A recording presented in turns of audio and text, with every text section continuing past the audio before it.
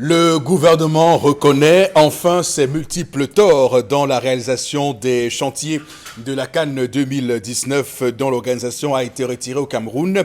Lorsque Equinox parlait des multiples retards et autres contradictions, les apôtres de la pensée unique nous traitaient d'antipatriotes, d'ennemis du Cameroun, voire de bavardologues. Le comité de pilotage de la CAN, ce qu'on appelle le COMICAN, s'est réuni hier autour de Philémon Yang, le premier ministre. C'était à Yaoundé et ce comité a purement et simplement donné raison à la CAF. On y a même frôlé une demande de pardon de ce comité vis-à-vis de la Confédération africaine de football et de son président Ahmad. Volte-face donc dans un contexte où la Banque mondiale vient de publier un rapport très intéressant que je vous conseille de lire sur la surfacturation des projets d'infrastructure au Cameroun. Au Cameroun, justement, les projets sont 2 à 6 fois plus chers comparé à d'autres pays africains. On prend le cas de la Côte d'Ivoire, par exemple, où la construction du 3e pont de ce côté-là, de plus de 6,5 km de route bitumée, donc avec plusieurs échangeurs de 3 niveaux et pas les échangeurs de 2 niveaux que nous avons ici à Douala. Ce 3e pont à Abidjan a été réalisé en 2 ans, tenez-vous tranquille. Au Cameroun, le 2e pont à Douala, d'une longueur de 600 mètres seulement, donc loin, bien loin et 10 fois moins long que celui d'Abidjan qui est, comme je vous l'ai dit, à 6,5 km. Ce pont de 600 mètres de bitumé a fait 4 ans, vous imaginez, 2 fois plus de temps qu'à Abidjan. On peut continuer comme ça à dérouler les différences qu'on peut retrouver. Par exemple, en ce qui concerne les barrages, notez que le coût du mégawatt en Éthiopie est de 480 millions de francs CFA. Ce même coût est de 1,625 milliard de francs CFA au Cameroun. En ce qui concerne l'autoroute, le coût du kilomètre d'autoroute, par exemple, au Cameroun est à 3 milliards 60 millions de francs CFA. Et pourtant, au Maroc, ce coût est à 1 milliard et demi. Donc vous comprenez qu'au Cameroun, il y a ces surfacturations et la Banque mondiale dénonce cet état de fait.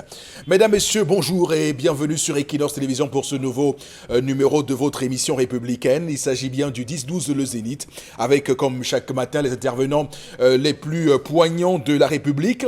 D'abord vous, Monsieur Bachou Charles Hamel, bonjour et bienvenue. Bonjour, Monsieur Elifopoussi Negou. Bonjour à tous les téléspectateurs. Et un bonjour particulier au PCA du BUNEC, au PCA d'AR et au président du comité de DDR, Monsieur Fayengo Francis. À l'heure où vous venez d'être nommé, on apprend que pratiquement 7000 enfants se retrouvent encore sans acte de naissance. On se retrouve à savoir qu'il existe encore des problèmes pour avoir accès aux souches d'actes de naissance. Qu'avez-vous fait pour avoir cette promotion? Donc l'ancien gouverneur de la région du littoral, Fayengo Francis, on parle là du cumul des défonctions qui est préjudiciable aux contribuables camerounais, d'autant que cette année encore, lors de la session de plein droit du Sénat, on avait vu le SIF se plaindre de ce cumul et des incompatibilités. Il y avait des sénateurs qui avaient choisi d'abandonner leur précédente fonction pour être sénateur, mais on se rend compte que plusieurs mois après, il n'y a toujours pas de nouveau PCA à la Camtel, du moins il n'y a pas eu une communication pour nous le dire. Donc ça montre bien qu'il y a une vraie question sur le cumul des fonctions dans ce pays, beaucoup trop de cumulards. Également sur le plateau ce matin, Karine Sontia, bonjour et bienvenue. Bonjour Eric Fopossi et bonjour aux téléspectateurs du 10-12. Le Zénith, plaidez coupable, mais votre sentence restera la même. Après 3 ans de préparation d'une compétition, l'échec est avoué. Tout un gouvernement qui avoue son échec face à la préparation d'un événement aussi important qu'est la Coupe d'Afrique des Nations se pose bien la question, quelles sont les têtes qui vont tomber? Voilà, en tout cas, on verra très bien si les têtes tombent, comme vous le dites ce matin. Dans Carré de Santiago, on va retrouver, madame, messieurs, je tiens à vous le dire, à vous le préciser, on va la retrouver tout à l'heure à 11h05 pour la revue des réseaux sociaux. Il y a de gros dossiers que nous allons ouvrir ce matin. Également sur le plateau ce matin, Bombok Bengan, bonjour et bienvenue. Bonjour, monsieur Popo Sinegou. Bonjour à vos chers téléspectateurs. Répondant aux questions des journalistes, si les travaux des chantiers de la Cannes vont se poursuivre ou vont s'arrêter, le ministre Mbouentou de l'Habitat et du Développement urbain a répondu sans embâche, je le cite, nous avons un planning que nous avons établi avec la prestataire qui se réalise sereinement. C'est-à-dire que les travaux vont se poursuivre sereinement. Merci. Voilà, qui est bien dit. On va clairement démarrer l'émission de ce matin, mesdames, messieurs, avec la première articulation.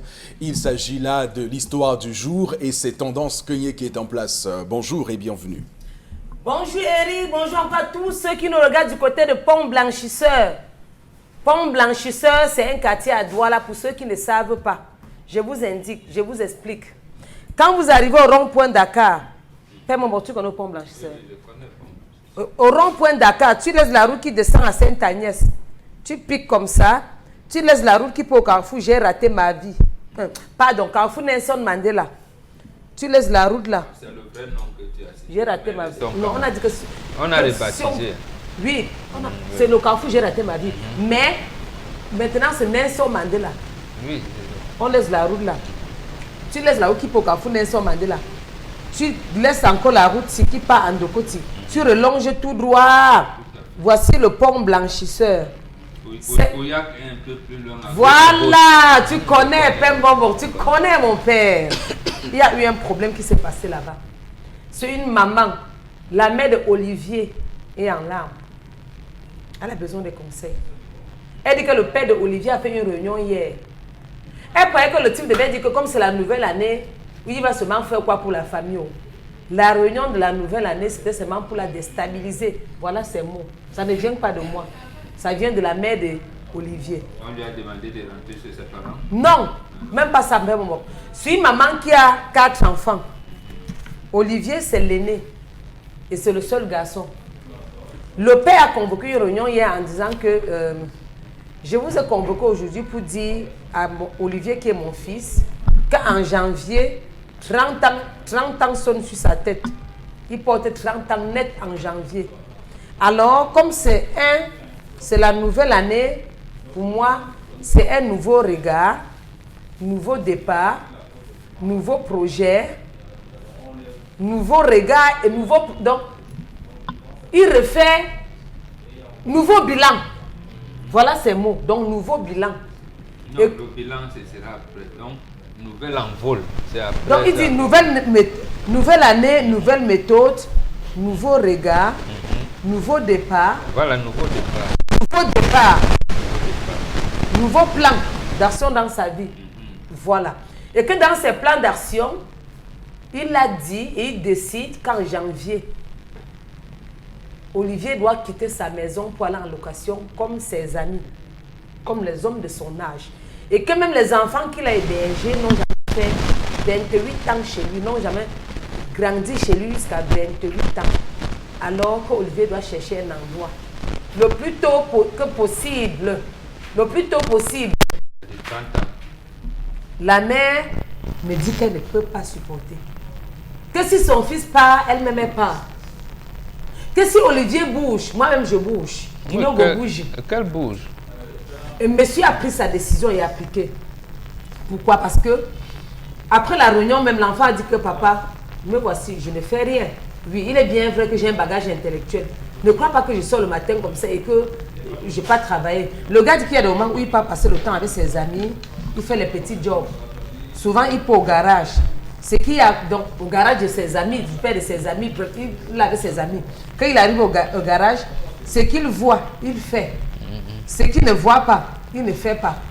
Les jours qu'il part où il y a ses amis menuisiers ou encore la famille de ses amis, quand on dit rabotons telle planche, il fait. Donc il sort le matin, il revient le soir. Il a dit à son père qu'il jongle seulement. Son père dit qu'il ne veut rien savoir. Il doit s'arranger pour ne plus être chez lui à l'âge de 30 ans. La femme pleure. Elle dit qu'elle ne peut pas accepter que son mari envoie leur fils aller braquer. Que ça s'envoie l'enfant aller braquer. Qu'il a la volonté, mais il n'a pas de sous. Vu son bagage intellectuel, elle ne peut pas accepter que son fils aille en location ou encore aille n'importe où à l'âge là. Le père dit que il ne peut pas, voilà le mot que son mari a dit. Il ne peut pas apprendre à un enfant à manger le poisson sans lui apprendre comment on pêche. Voilà le mot. Il y a le proverbe ici de Epé Mombo. Il dit, la dame m'a dit que son mari lui a dit que mon épouse, je t'aime bien, mais retiens ceci. Je ne peux pas apprendre à un enfant à manger du poisson sans lui apprendre à pêcher ce poisson. À quel âge exactement un enfant doit aller en location? Même s'il ne travaille pas. Est-ce qu'on doit même chasser son enfant de la maison que pas en location, pas louer? Va te chercher comme les amis. Bonne interrogation. Le père dit que j'ai tout fait. Tu as le bagage intellectuel et tu dois tout faire pour être un homme. Tu dois te battre seul et la vie c'est la bastonnade. Je m'arrête là, je vous passe la parole. Aider cette dame moralement, financièrement, pourquoi pas, et messagement. La dame a quel problème? Mais financièrement, pour passer par moi, elle veut prendre le problème qui ne la concerne pas. Elle dit que si son fils elle ne met pas, en même temps sur une maman, elle a un cœur, elle est très fragile. Très bien. Et pour moi, vous pouvez m'écrire sur ma page Facebook, pour me parler de vos problèmes. Parce qu'elle peut aussi quand même donner mon numéro à tout le monde. Et je coupe en disant que s'il vous plaît, les numéros de SMS, ce n'est pas pour appeler, c'est juste pour envoyer les messages. Quand vous appelez, ce n'est pas bien. Je sais pourquoi il dit ça. Trop d'appels, ce n'est pas bon. Envoyez juste les messages. On va vous répondre. Je m'arrête là et on vous revient dans quelques secondes. D'accord, très bien. On va ce matin aborder un sujet, on va le dire, très important puisqu'il s'agit là de l'indépendance. Sur le plan familial, il y a quand même cette volonté pour chaque individu de voler de ses propres ailes, c'est-à-dire d'assurer soi-même ses factures, de les gérer soi-même et de pouvoir obtenir ce pouvoir financier qui nous permet d'ailleurs de nous affranchir de la tutelle financière parentale et cela par évidemment de la gestion de l'habitat, de où on dort, de où on crèche. Donc c'est important aussi de pouvoir assumer les charges de cet endroit. Mais est-ce qu'on doit forcément et définitivement lier la situation des personnes qui sont restées chez leurs parents à 30, 40, 50 ans à une situation d'indigence financière? C'est une question que je pose comme ça et que vous pourrez vous-même, à laquelle vous pouvez trouver des réponses. Alors, bon, Bengan, moi je pose la question. Quels sont les reproches qu'on pourrait formuler ce matin à l'encontre et du papa et de l'enfant et du moins des trois acteurs qui sont dans cette histoire, qui sont en lumière dans l'histoire de ce jour? Les deux fautifs dans l'affaire, c'est les parents, c'est le père et la mère. L'enfant n'a pas de faute, n'a commis aucune faute. Il a 30 ans, c'est vrai, il habite chez ses parents, c'est pas une faute. Il y a deux options fondamentales dans la vie, chez nous, les Bantous.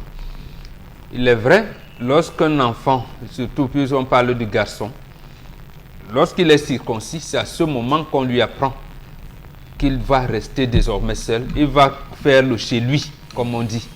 Il va faire le chez lui. Et on t'accompagne donc pour le mariage et tout. Et c'est à ce moment, lorsque vous vous mariez, je veux dire, puisqu'on vous accompagne, votre papa vous dit, c'est ici que vous allez construire et c'est là-bas que vous allez faire des champs.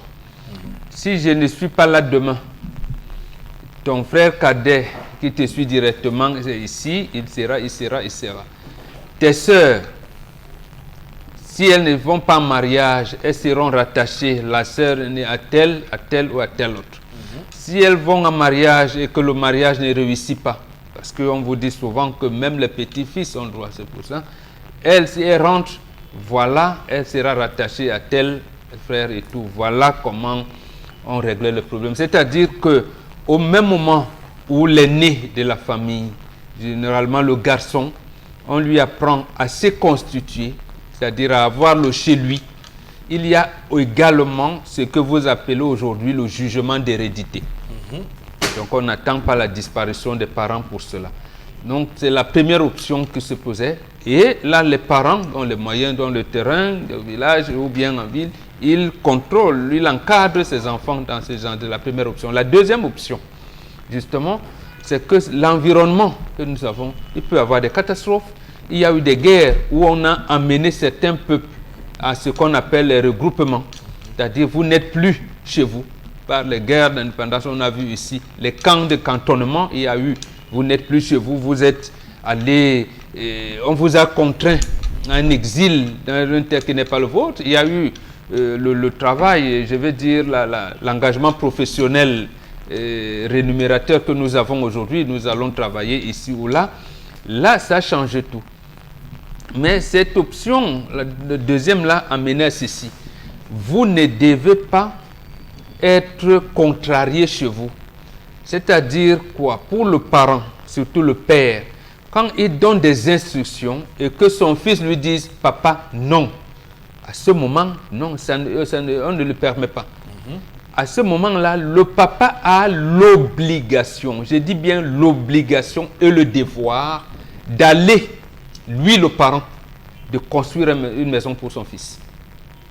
C'est lui qui dit bon, parce qu'avant, on pouvait dire au fils, prépare-toi, va couper tant nombre de piquets, on vient, le papa appelle ses frères, et vous appelez vos frères de la même génération, on dit bon, nous à l'époque on construisait avec les pailles, hein, bon, voilà, comme les tôles sont arrivées, vous pouvez acheter les tôles, papa vous montre, mais là, si le papa est contrarié par son propre fils, le papa a l'obligation, à un délai réduit, de construire, mais pas de le chasser. Mais on a eu des écarts également où le papa, parce qu'un peu occidentalisé, disait à 18 ans, vous ne serez plus chez moi. En fait, il le disait, on doit le dire pour préparer l'enfant, mais pas pour le chasser. C'est pour cette raison que je dis ici, l'erreur revient au papa. L'environnement du garçon ne lui permet pas d'avoir un travail. Et bon, on ne nous dit pas que c'est parce qu'il est un garçon unique, il est chouchouté. Bon, même si on peut comprendre que sa maman, l'élan qu'il est. Bon, est-ce que ça a rendu le gars pas entreprenant? Je n'en sais rien. Mais le gars, l'histoire nous dit également que le gars se débrouille. C'est-à-dire qu'il fait même le bambé. Comme on dit. Oui, voilà, à notre époque, on faisait le tourhead au port. Hein. Vous venez vous porter les trucs pour rentrer avec 50 francs et tout ça. Bon, il y a les jobs comme on fait. Comme disait Cancan, ce que je vois, je fais. Donc, l'environnement socio-économique fait qu'il n'y a pas des opportunités. Donc, il n'est donc pas question pour ce papa de donner un délai à son fils. S'il lui donne un délai, ça veut dire que lui, le papa, il se porte garant de lui trouver un chez lui. Donc, de construire un domicile à son fils. Voilà comment la société est organisée. Et l'autre chose, puisque il ne peut pas quand même avoir une femme chez son père. Ça veut dire que papa aussi doit intégrer ça. S'il arrive qu'il soit marié, moi je vais dormir avec sa maman là, lui va dormir ici avec son épouse. Non, c'est des choses tolérables, mais tolérables aujourd'hui, mais dans les normes, c'est pas la norme. Ça, donc, papa, donnez les moyens à votre fils pour qu'il s'établisse. D'accord. Alors, Chalamel, sur l'histoire de ce matin, vous dites quoi? Mauvaise mère, mauvais père égale mauvaise famille qui implique perdition totale. Mauvaise mère et bon père égale famille en sursis. Voilà là où on se retrouve, M. Eric Fopoussi. Une famille en sursis. Parce qu'on a une mauvaise mère. Pourquoi je dis que c'est une mauvaise mère? La femme éduque l'enfant tandis que le père instruit l'enfant. Mbombo l'a dit tout à l'heure, le père a donné une instruction dont la première opposition a été celle de l'enfant et de la mère. Ça suppose que la mère a un type d'éducation qu'elle donne à l'enfant qui est différent de celle de son père. Et donc la somme de cela, c'est oppose-toi, nous allons nous opposer à tout ce que ton père dira dans cette maison. Ton père ne nous sert plus à rien. Monsieur Rifopoussi, on instruit l'enfant on l'accompagne et on le lâche. On instruit l'enfant, on l'accompagne et on le lâche. De 0 à 10 ans, on instruit. De 10 à 20 ans, on l'accompagne. De 20 à 40, on l'accompagne. De 40 en plus, on le lâche. Et il renvoie l'ascenseur vers nous parce que nous serons déjà en train de vieillir. Il nous renvoie l'ascenseur. Monsieur, il faut pousser.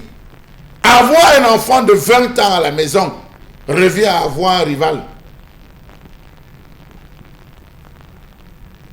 Avoir un enfant de 20 ans à la maison revient à avoir un rival. Il va commencer à amener les femmes. Peut-être pas sous vos yeux, à votre insu. Vous allez arriver, vous allez trouver qu'il a croisé les pieds, tient la télécommande, il est en train de zapper. Vous ne pouvez pas reprendre la télécommande chez vous pour regarder la télévision, par exemple. Vous allez arriver trouver ses amis installés au salon. Une fois, vous allez les mettre dehors. 2 fois, ça va devenir un problème. Vous ne pouvez plus gronder sa maman. N'importe comment. Chaque fois que vous allez ouvrir, il va dire, mais papa, toi aussi, tu te déranges. Tout le temps, tu ne peux pas parler calmement. Tous les jours dans cette maison, il va commencer à t'esquiver en disant, mais quelles sont ces histoires que dans cette maison, tout le temps, on parle à haute voix. Il va devenir, sans que vous le vouliez, un rival. Et c'est là entre le complexe d'Oedipe. Ou lorsque vous allez faire comme si vous voulez vous lever, peut-être pour donner une petite baffe à sa maman, il va s'interposer comme un karatéka. Et malin à vous, vous vous amusez, vous avez des dents qui vont sauter. Monsieur, il faut pousser. L'instruction de l'enfant commençait avec la pipe. Le soir, lorsqu'on est tous sur l'arbre à palabre, on est en train de discuter entre nous. C'est l'enfant, on l'appelle, c'est lui qui souffle, qui ravive la flamme, qui réchauffe les pieds des parents. C'est lui qui souffle sur les pipes, comme posé à même le sol. Après, on lui dit non. Assieds-toi. Tu deviens chapeur. C'est lui qui sert le vin aux adultes. On l'apprend comment servir. Assieds-toi, écoute. Ne parle pas, ne ris pas. Il est assis dans le petit coin. Il suit ce que les aînés disent. Il suit les enseignements, les orientations. Après, donc, comme Bambok l'a dit, la circoncision, on lui dit, viens, tu n'appartiens plus à telle classe, tu peux t'asseoir désormais, sachant qu'on a initié l'enfant. Monsieur Eric Fopoussi, c'est la maman qui doit dire à l'enfant, c'est pas le père. C'est la maman qui doit dire à l'enfant que mon ami, tu es déjà en train de vieillir ici, c'est mauvais. Cherche-moi une maison de 5 000, je veux voir avec ton père. Cherche une chambre de 5 000, même en Carabote, je veux voir avec ton père. C'est la maman qui te met dans l'oreille que mais tu fais quoi dans cette maison? Tu dois déjà avoir de chez toi. Pense à faire ci, pense à faire ça. On a affaire à une maman protectrice et maternelle qui couvre les poussins, même les plus vieux. Elle couvre. Non, les enfants sont toujours petits. Non, il faut qu'ils restent protectionnistes. Trop de protectionnisme tue. Et la preuve, vous vous rendez compte que tous ces enfants, face à la pression du père qui veut que son fils devienne un homme, le père n'est pas mauvais. Il veut que son fils devienne un homme. Et je pense, moi, pour la préciser, dans le ton qu'il prend en disant, tu sors de la maison, il veut que son fils devienne un homme. Et il sait, au vu des pambés que son fils fait, que s'il a par semaine un pambé qui lui rapporte ne serait-ce que 10 ou 15 000, il peut se payer une chambre de 7 000. On a vu des enfants qui sortent de la maison, qui vont se débrouiller. Ils parviennent à prendre une chambre. Quand c'est faux, à midi, il rentre manger à la maison. Le soir, il n'est pas dormi chez lui. À midi, il part rentrer, il vient manger. Le soir, progressivement, il casse jusqu'à ce qu'il ne passe plus devant la maison. Donc ici, il est question de donner à l'enfant une prédisposition à s'assumer. L'enfant dépend encore et entièrement de la mamelle nourricière. Donc j'estime qu'il est vieux. 30 ans, il est vieux. Et un enfant qui a 30 ans déjà à cet âge, je peux vous assurer qu'il est même déjà maudit parce que plusieurs fois il a fait entrer des femmes sur le toit familial, plusieurs fois il a entretenu des rapports sexuels, plusieurs fois et les filles même ont réussi à dormir. Donc c'est une malédiction. Que le voulez ou non, non, je dis que vous le voulez ou non, il faut déjà qu'on lave le nous. L'emballe sans sur lui, on lave, que son père donne de l'argent, on lui trouve une chambre, 6 mois, on lui trouve une chambre, quitte à ce qu'il se batte pour continuer à payer et qu'il vienne manger à la maison. Ok, bon, on n'en sait rien sur le fait qu'il ait ou pas amené des c'est qu'il a une puberté retardée. Des demoiselles à la Non, c'est qu'il a une puberté retardée. Il a amené qui alors les hommes? Non, mais il peut voilà, monsieur, non. Non, mais il peut le faire ailleurs. Il peut le faire ailleurs. Et il me souvient que... Non, avec... Il me souvient que quand j'étais encore à la maison, je parle là de moi, le moyen haïssable, on partait le faire ailleurs, chez un cousin qui a une chambre. Avec une maman qui a ce type de comportement, peut-être même qu'il connaît déjà ses belles-filles. Voilà. Ah oui. Parce qu'il aurait inculqué à l'enfant que tu es même un garçon seul, tu parles, tu restes ici. Ok, on va demander à Karine ce qu'elle pense. Alors, je vais revenir d'abord sur la femme éduque et le père instruit. Alors, je vais m'arrêter sur ça pour dire que ça veut dire que le père a raté l'instruction de son garçon. On n'instruit pas un adulte, on instruit quelqu'un qui est encore petit. Ça veut dire quoi? L'enfant étant tout petit n'a jamais été préparé à quitter la maison un jour. Il ne revient pas à la maman de dire à l'enfant que prépare-toi à partir de la maison. Parce que ce n'est pas sa maison à elle, c'est la maison de son mari. La preuve, quand votre mari parvient à décéder, les enfants peuvent encore vous mettre dehors de nos jours pour dire que c'est la maison de mon père. Maintenant, avant d'arriver à ça, j'aimerais dire ce matin que ce garçon, lui, il est trop vieux et ça devrait même être une initiative de sa part depuis l'âge de 18 ans de quitter la maison de tes parents. Peu importe ce que tu fais. On a des étudiants de nos jours qui eux-mêmes assurent leur scolarité, eux-mêmes payent leur loyer pour pouvoir s'en sortir. Donc c'est un enfant qui a été éduqué dans un système d'approvisionnement. Chaque fois on lui donne, mais jamais il ne lâche. Chaque fois on lui donne, mais jamais il ne lâche. Les parents ont peut-être raté votre éducation, mais je pense qu'à 30 ans quand même, on est capable d'être papa soi-même et prendre soin d'un autre enfant. Donc on doit être responsable. C'est un responsable, c'est pas un homme responsable qu'on va encore donner l'éducation. Sors de la maison, va te chercher, bats-toi, la vis, la bastonnade. C'est pas à lui qu'on va apprendre ça. C'est pas à lui qu'on va apprendre de se battre.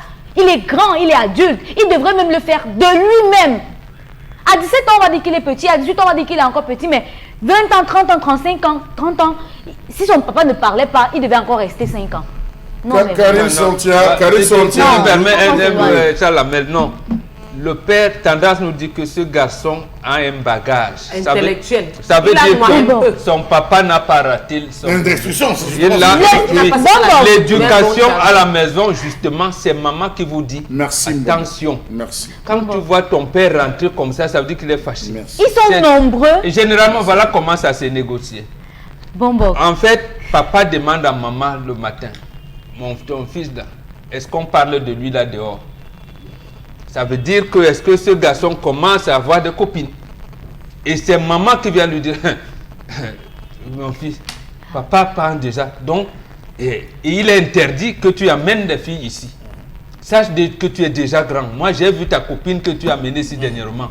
Commence à te préparer. Voilà ce qu'on appelle l'éducation. Ce n'est pas papa qui vient le dire à son enfant. Le père même est l'ordonnateur. Bon, la maman n'est que l'exécutante. Et le père dit, dis à ton fils que.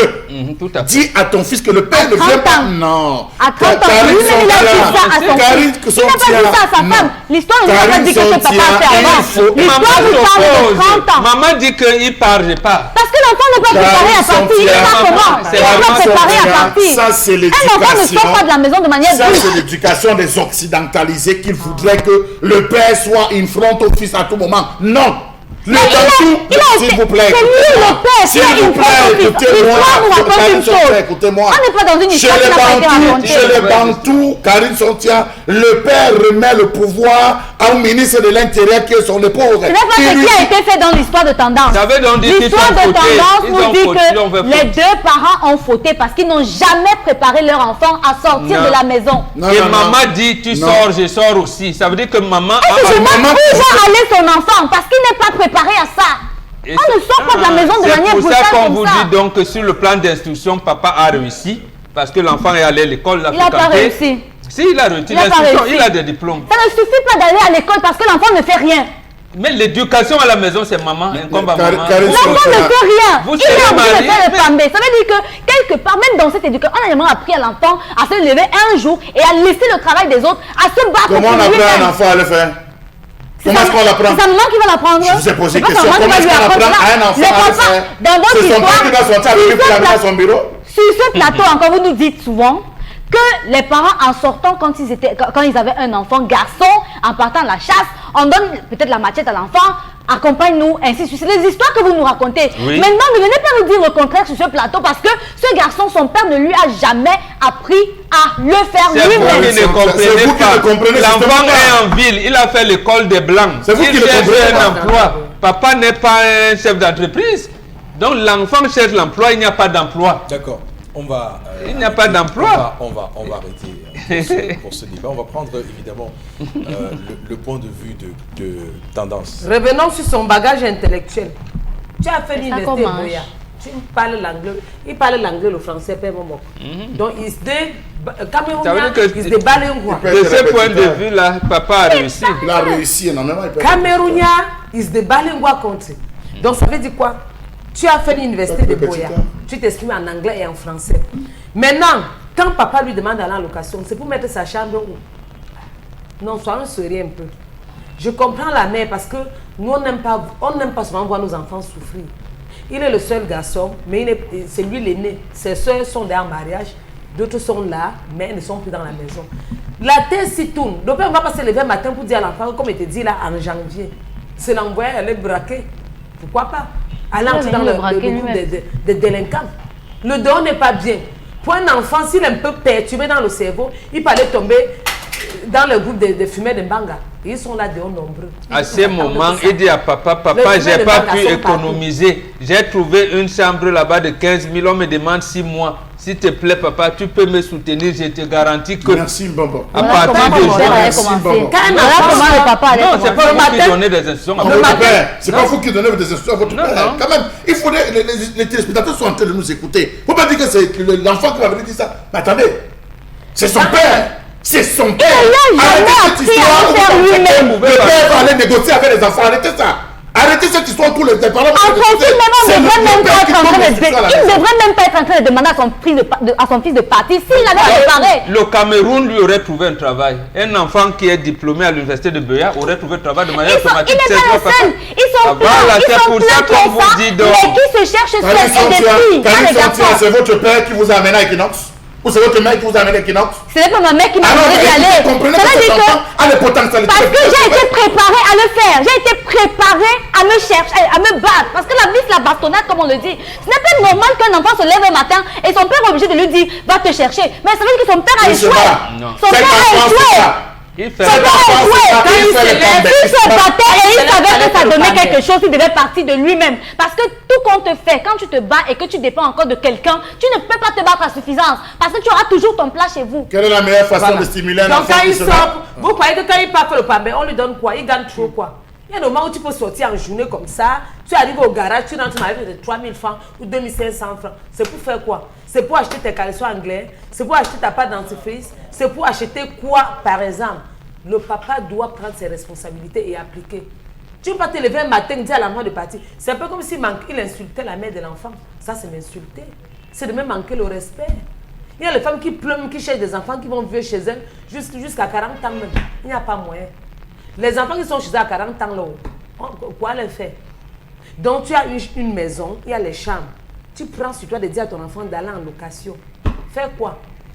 D'aller se chez. Qu'est-ce qu'il est resté là, tu lui as donné les conseils, il n'a pas compris. Non, pour que quand papa va mourir, il aura 2 maisons au lieu d'une seule. Il sait qu'il doit sortir, mais pas trop de pression. Prépare l'enfant, tu lui dis que bébé, toi-même tu as 30 ans, je sais, le travail tu n'arrives pas. Vu tout ton bagage intellectuel, l'anglais ou le français que tu parles là, tu n'as pas trouvé le travail. Arrange-toi ce que, en 2019 là, tu commences à dire que je vais être un homme. D'abord tu es un homme, tu commences à réfléchir. Je veux que tu sois indépendant. Toi-même, tu penses comment? Pose-lui des questions. Ne te lève pas le matin, tu lui dis Vraiment, je suis désolé, je ne saurais laisser ça. Pourquoi? Nouveau regard, nouveau départ, nouveau bilan. Quand nous nous débrouillons, Bombok, si vos souvenirs sont exacts, la maman t'achetait une caisse. Qu'elle mettait à la maison en disant, commence à épargner ton argent, jette 100 francs, jette 200 francs. Mais depuis que tu travailles là, viens, je t'amène, il y a un ton petit déjeuner. C'est la maman qui est... Mais je ne sais pas ce que vous voulez. Est-ce que c'est le père qui va amener un enfant à la réunion? Moi, j'ai pas... Non, non. Mais vous me dites que le père a pour encadrer et la D'abord, cadrer la maman. C'est un garçon, il est plus proche de son père que de sa mère. Ce n'est pas le Jacques Son père devait le guider. Ce n'est pas le Jacques qui a 7 enfants ou 8 enfants. Tu peux avoir 8 enfants, tu sais que non, si c'est lui-ci même, demain ça ne va pas, je peux compter sur tel. Mais ils ne sont que 4. 4 seulement. Il y en a juste la vie nous réserve tant de surprises.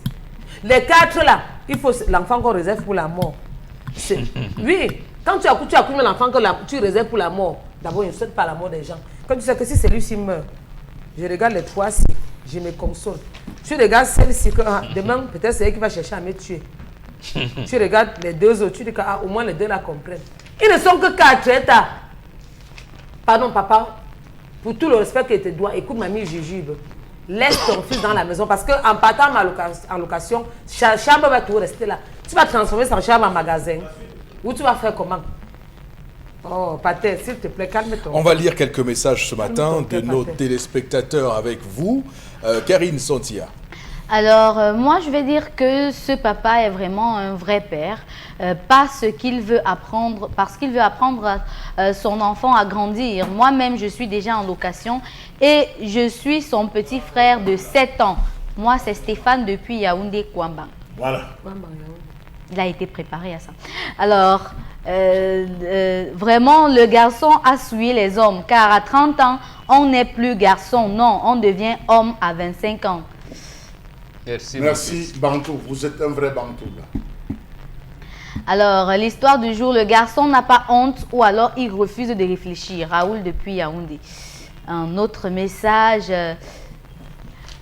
Ne parlons pas pour parler. Notre gouvernement aujourd'hui ne permet pas à nous, les jeunes, de pouvoir vivre et travailler. Nous ne jetons pas la faute sur l'enfant. On veut bien quitter le toit familial, mais les possibilités ne nous sont pas offertes. Regardons la vie en face et celle de nos jours. Mefa Debolova qui nous envoie un message ce matin. Le père a accompli son devoir, le chef de famille. Il a bien voulu faire de son fils un homme valable dans la société. Diallo depuis Moura qui nous écrit ce matin. Alors, vraiment, la bouche vraiment, mais il a de belles pensées, courage, voilà. Mais après tout, c'est un garçon. Il devait se chercher.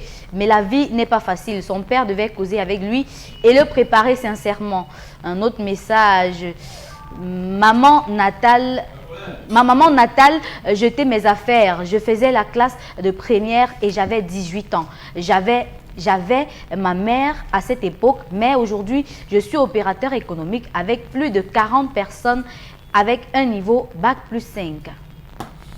Merci beaucoup à vous de nous écrire, Madame, Messieurs. L'émission va se poursuivre avec la colère de Charles Hamel. À tout de suite.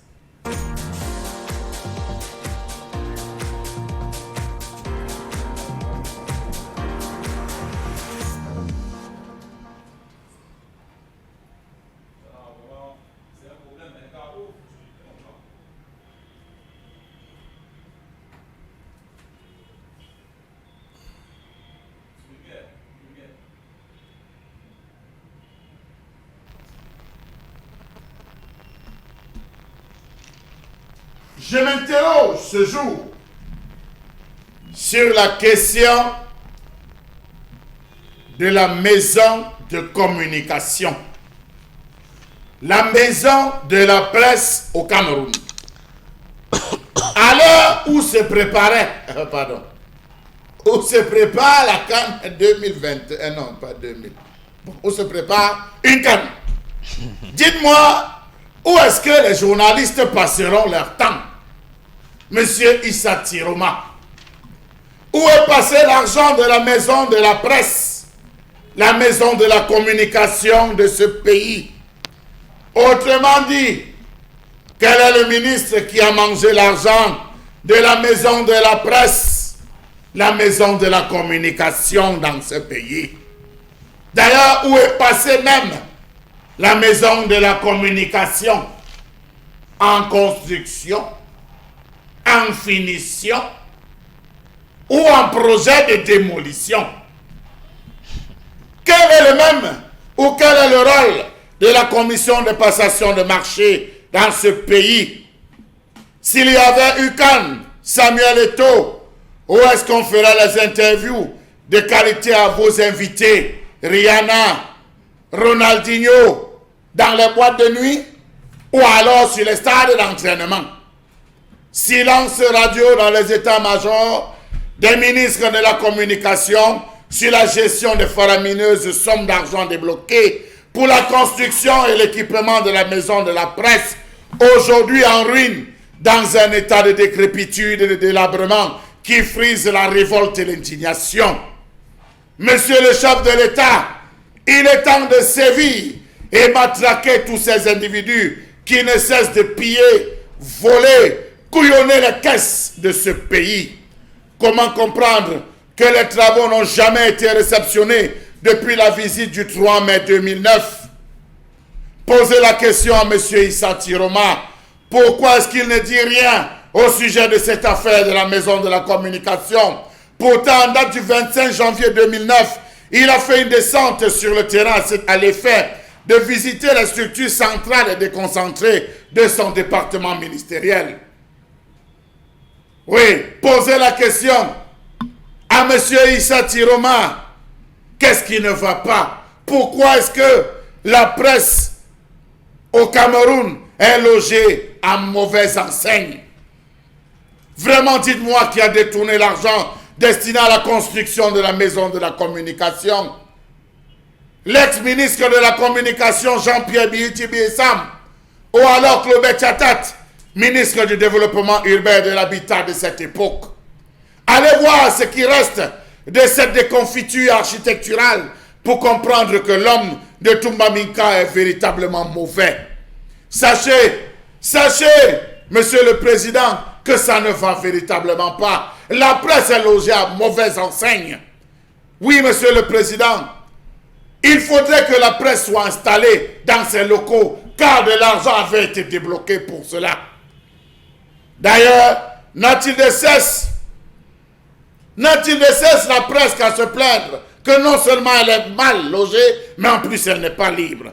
Pardon, dites au président Biya, pardon, dites au président Paul Biya, pour ceux qui le côtoient, que ce qui reste comme prétendu chantier de la maison de la communication est trop moche à voir. Les murs sont fendillés, les raccords mal exécutés et l'état du plafond abracadabra. Pourtant, il s'agissait au départ de doter la maison des salles de conférence, des machines, des bibliothèques, des bureaux pour les responsables, d'une salle pour la documentation et d'un cafétéria au sous-sol.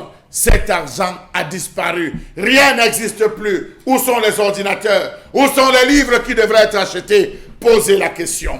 Aujourd'hui, c'est le repère. La prétendue maison de communication est le repère des renégats, malfrats, fumeurs de drogue, maison de la honte de la presse camerounaise, crève-cœur d'un vestige abandonné. Il n'y a point d'expression assez forte pour traduire la peau de chagrin. Les derniers décombres de ce qui reste tient lieu de maison de la communication. Un véritable tonneau de Danaïde qui a englouti des centaines de millions. L'argent est où? Il est temps que les responsables rendent gorge. 300 millions de francs CFA partis en fumée. Monsieur Eric Fopoussi, Négou. C'est à l'image de la presse elle-même, de la misère dans laquelle la presse est enfuie dans ce pays, c'est le moins que l'on puisse dire lorsqu'on évoque ce sujet lié à la maison de la communication, la maison de la presse. On a regardé les images et il faut dire que c'est plus grave que cela pour ceux qui ont fait un tour. D'ailleurs là-bas, c'est plus grave que maintenant. Donc c'est pour vous dire que c'est un spectacle de désolation terrible, surtout que l'on n'est pas loin de nous poser des questions justes ce matin, à savoir comment ce projet a-t-il pu cracher autant, ou y a-t-il eu des manquements et des problèmes? L'argent qui a été débloqué pour cela a servi à quoi? Pourquoi nous en sommes arrivés là? Voilà des questions qu'on se pose ce matin. Boro Bengan. Oui, des questions, j'allais dire, légitimes. La réponse est sûrement quelque part, mais qui osera trouver cette réponse-là? Il faut du courage pour la trouver, cette réponse. Il faut deux choses. Ces réponses. La témérité. La témérité. Pour vous, les journalistes qui osez fourrer votre nez pour savoir ce qui s'est passé, il faut être téméraire. Parce que au-delà... Ma question, à qui doit-on attribuer le crash de ce projet? Est-ce à Jean-Pierre Biiti Biessam ou à Issa Tiroma? Non, au Claubet Chatat. Ou à Claubet Chatat. Ou à Issa Tiroma Bakari? Les deux. Biyiti BSM et parce que le service, c'est la continuité. Dans le service public, il y a une continuité. Le ministère de la Communication, à notre époque, on parlait de l'information, de la culture. Donc, vous allez trouver les archives. On sait bien qu'Henri Bandelot a été là, avec Guillaume Bouélé et tout. Donc, ça veut dire qu'il y a une continuité. C'est lui, l'actuel ministre de la Communication, qui doit nous dire ce qui s'est passé. Parce qu'en fait, l'expression qu'il a utilisée quand il a été nommé, il a parlé du renouveau communicationnel. Je pense que c'est un terme qu'il avait pris chez son collègue Famendongo. Donc, le renouveau communicationnel voudrait peut-être dire que les communicateurs au Cameroun, les journalistes ne peuvent pas avoir de maison. Et c'est à eux de nous dire. Et l'argent débloqué, 300 millions ici, on vous dit que tel ministre... Il a confondu les caisses avec l'argent lors de la visite du pape, ainsi de suite, on ne sait pas. Voilà, et il y avait, je pense, il y avait même un responsable. Si j'ai bonne mémoire, vous allez me rectifier si j'ai doute. Il y avait un certain Gilbert Alaïkane, c'est lui qui avait été nommé à l'époque. Il y avait quelqu'un qui devait coordonner cette affaire, je pense bien. Ça devait être un Gilbert Alaïkane. Bon. Voilà, c'est le ministre de la Communication qui doit faire l'état de ce qui est de sa tutelle, de ce qui ressort de sa tutelle. Et si ce sont ses prédécesseurs au poste qui ont procédé à les malversations, qu'ils nous disent. Donc, il faut qu'il y ait une clarification. Parce qu'en fait, Charles Hamel a dit quelques jours, je reviens là, j'ai 3 souvenirs qui sont malheureux. 1996, le Cameroun abrite le sommet de l'OUA. Ici, effectivement, les journalistes sont partis dans un hôtel. On vous dit, et réunissez-vous au palais des congrès, et salle numéro 101. On vous dit, bon, non, c'est hôtel Hilton. 2001, sommet France-Afrique, c'est la même chose.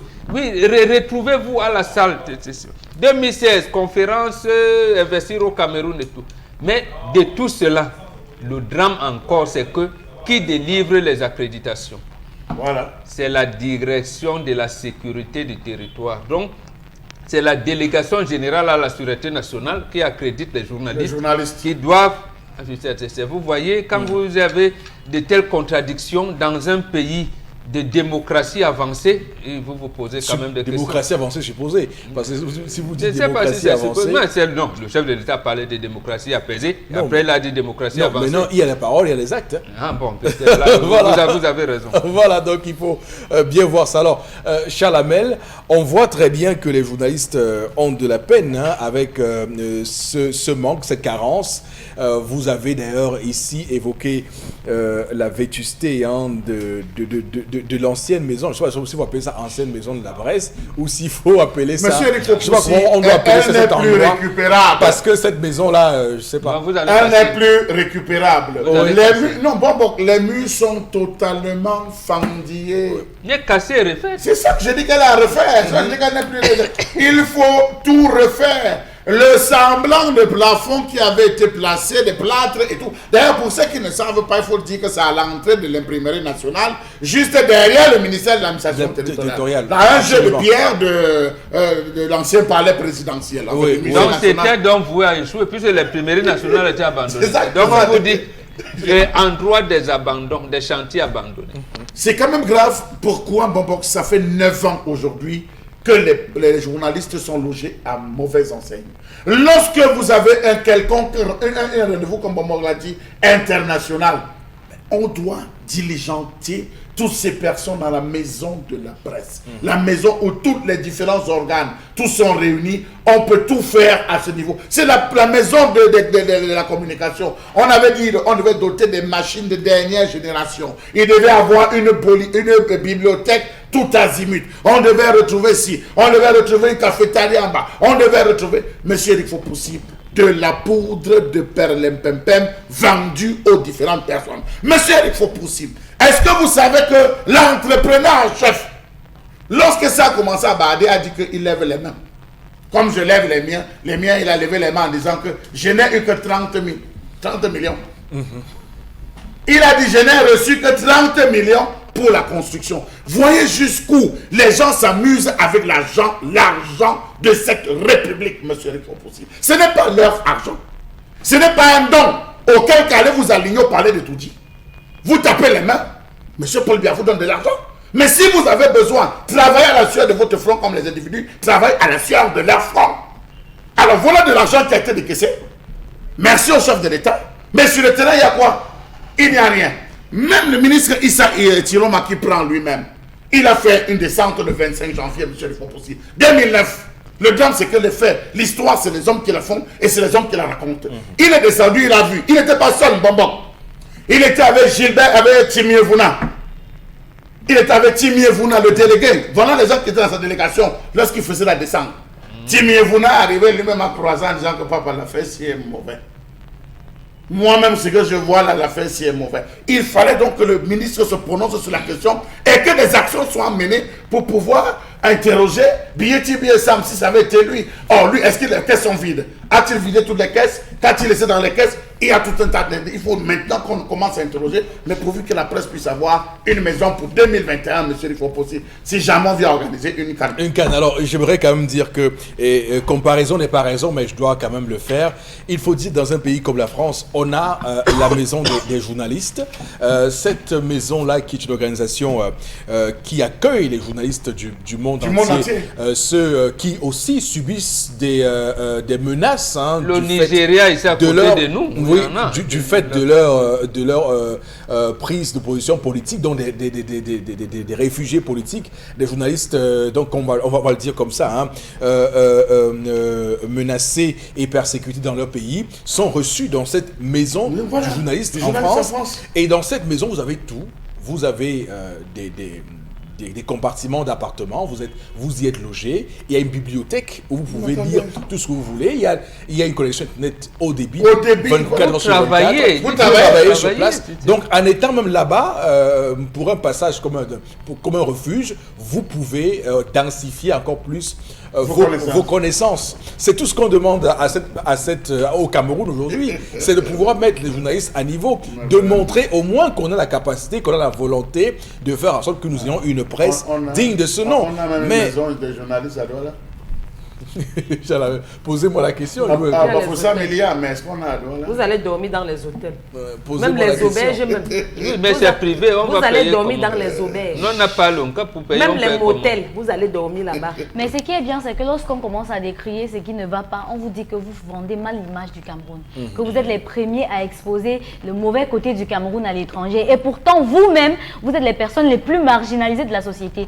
Bon, vous rappelez encore sur ce plateau que lors des chantiers de la Cannes, que Diarra allait visiter le chantier de Japoma et elle a été brutalisée de ce côté. Ça veut dire que, en fait, le journaliste est la personne que personne ne veut voir et pourtant elle est nécessaire dans la société et on ne veut pas lui donner un espace aménagé pour son travail, justement parce qu'en fait, on reconnaît le côté anti-politico et autres que la presse représente souvent pour équilibrer le pouvoir. Mais le véritable problème, c'est que en tant que journaliste, ils ont quand même le droit d'avoir un minimum pour exercer leur travail. Si on accueillait cette canne, où est-ce que les journalistes qui allaient venir couvrir la canne? C'était pas prévu. C'était pas prévu. Ils devaient chercher un hôtel, se battre comme ils peuvent. Tendance allait nous trouver les auberges. Je devais vous trouver les auberges. Non, il y a les auberges à Douala. Il y avait les moustiques. Un journaliste Oui, si dorme là-bas, quoi va faire? Vous habitez, vous vivez comme on vit au Cameroun. Là-bas, à Malassé, vous mangez. On pile le tarot, vous mangez. Et si le journaliste, il est en train de couvrir, il a des Ce qui est encore bien, c'est que le sujet décrié ce jour est pareil, sensiblement égal à celui du football. Si vous partez visiter la maison de la FECAFOOT à Yaoundé, qu'on a commencé à construire en 2012, vous allez regretter d'être au Cameroun. Et au moins, ils ont ça. On a commencé, on n'a jamais fini. Et au moins, ils ont ça. Dans la vie, il faut sortir de l'ordinaire. Si vous arrivez au Cameroun, que là-bas, chez vous, mangez que les crèmes ronces, les croissants. Ici au Cameroun, vous venez découvrir ce qu'il y a en Afrique. Venez découvrir l'Afrique, le Cameroun. Vous venez voir, par exemple, comment on mange le termite, comment ça se passe, comment on mange le corps, comment on peut manger un bon watafufu en héros. Pourquoi pas? Ok, d'accord, merci beaucoup. On va, madame, messieurs, prendre une pause. Nous sommes de retour dans un court instant pour la deuxième partie de l'émission.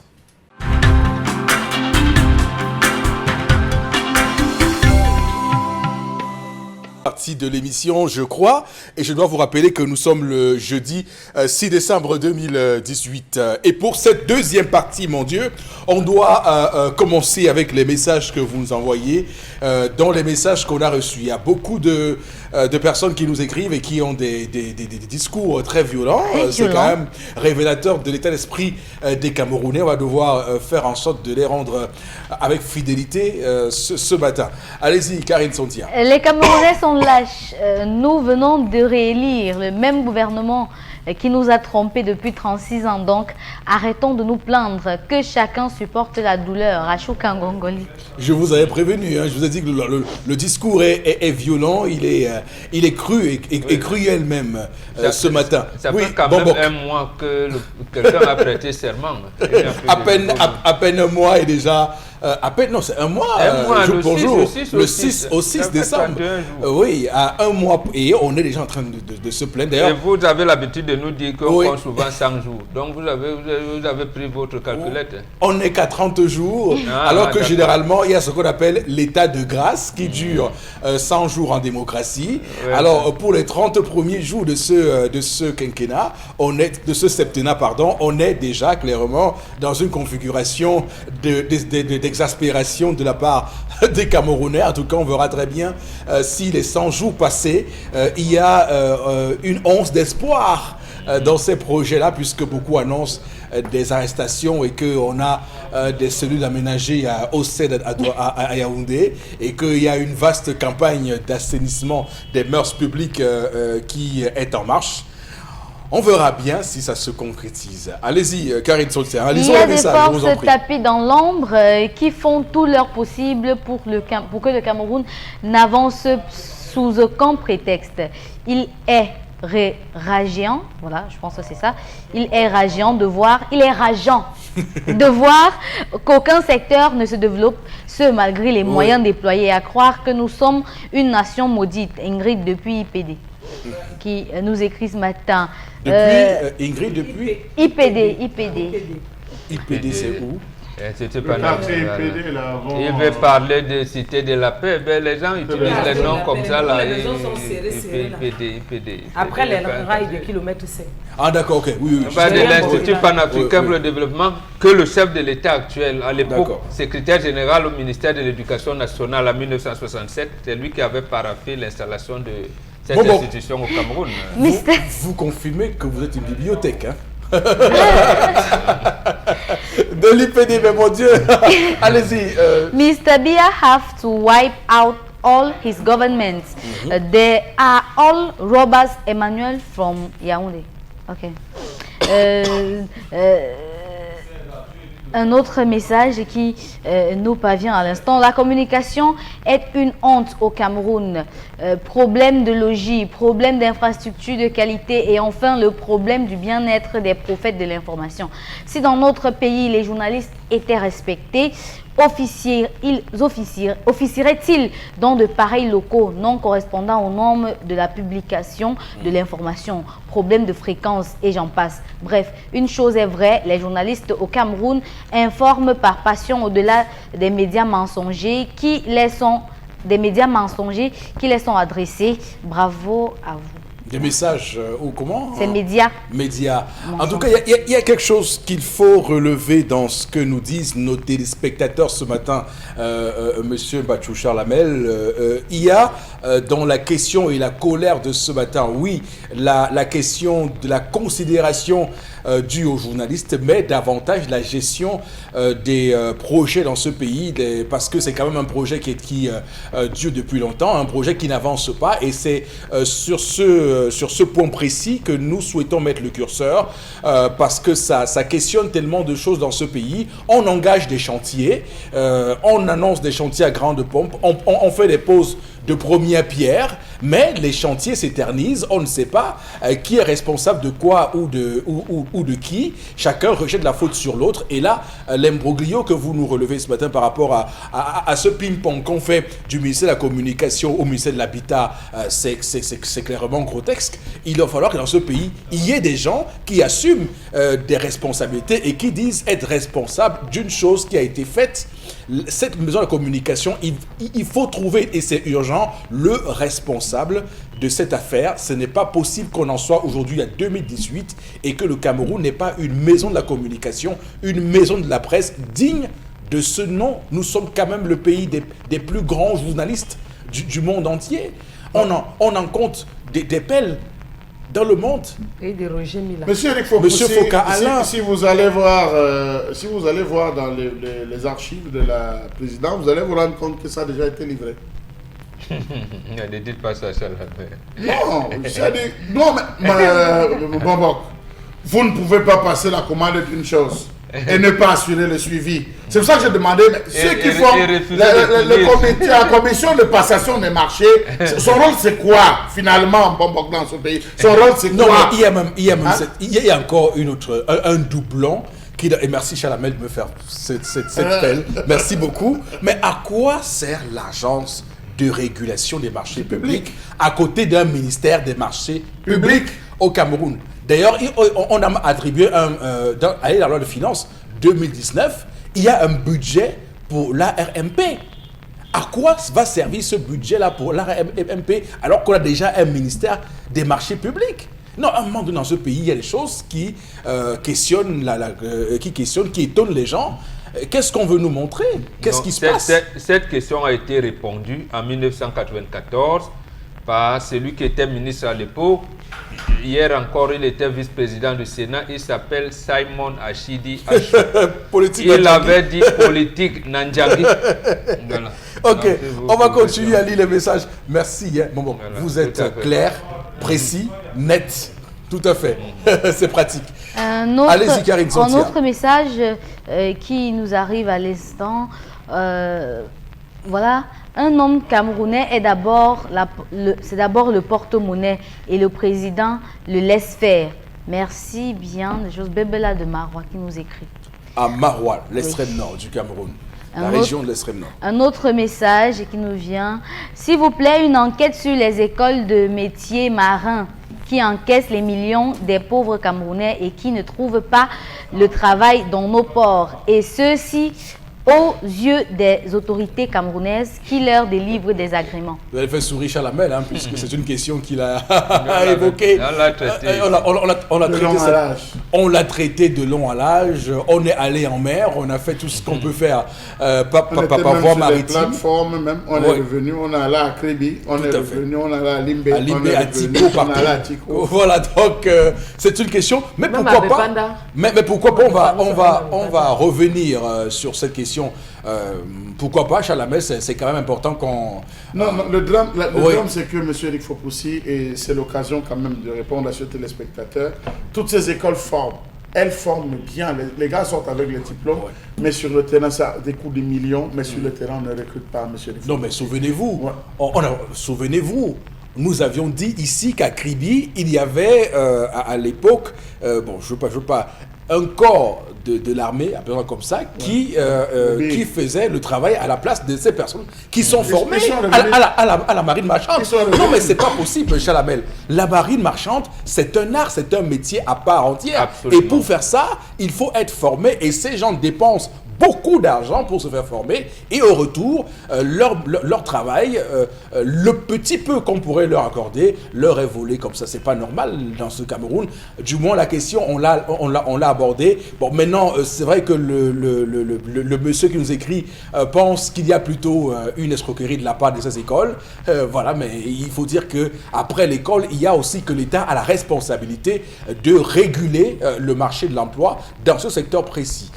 On va tout de suite, voilà, messieurs, prendre l'autre partie de l'émission qui s'affiche là, tranquillement. C'est la revue des réseaux sociaux avec vous, une fois de plus, Karine Santia. Dans le cadre de la revue des réseaux sociaux ce matin, on va s'intéresser au gouvernement qui plaide coupable. Le comité de pilotage avoue être le principal responsable de l'échec du Cameroun à organiser la prochaine Coupe d'Afrique des Nations 2019. Le Premier ministre accepte l'offre de report en 2021 et prescrit une démarche officielle dans ce sens auprès de la Confédération africaine de football.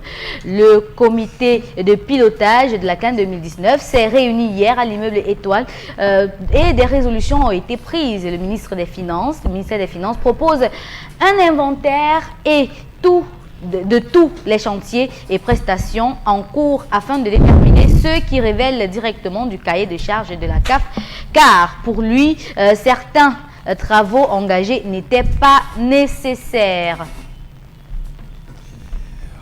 Voilà, donc pour en parler ce matin, c'est vrai que on a tous souri lorsqu'on a reçu les résolutions de cette rencontre hier à l'immeuble Étoile à Yaoundé. On a dit, mais qu'est-ce qui se passe au sein du sérail? Mais qu'ont-ils mangé, qu'ont-ils ingurgité pour faire une telle volte-face? Parce que ça tranche clairement des discours qu'on a entendus le 1er décembre, au lendemain de cette décision du 30 novembre du comité exécutif de la CAF à Accra au Ghana. On s'est posé cette question de manière légitime, mais que se passe-t-il? Pourquoi ce virage à 180 degrés? On se pose la question parce que là, il est désormais question, Boro Bengan, pour le gouvernement, du moins pour ce comité CAM, de reconnaître que le gouvernement, que les chantiers et que tout ce qui avait été dit et mis en avant par la CAN, pas par la CAF, était légitime, était recevable et que la CAF avait raison. On doit se faire cette humilité-là. C'est l'humilité de la part du gouvernement ou c'est, on va le dire, c'est quoi en réalité cette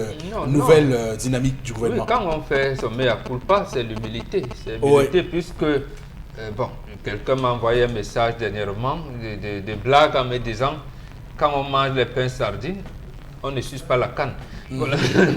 Mais non, c'est l'humilité. Oui, c'est l'humilité. Je pense qu'il faut se résoudre à l'humilité. Ils ont reconnu eux-mêmes qu'il y avait plusieurs commissions et comités et on ne savait pas qui prenait la décision en réalité. Donc, ils commencent à faire leur aggiornamento. Oui.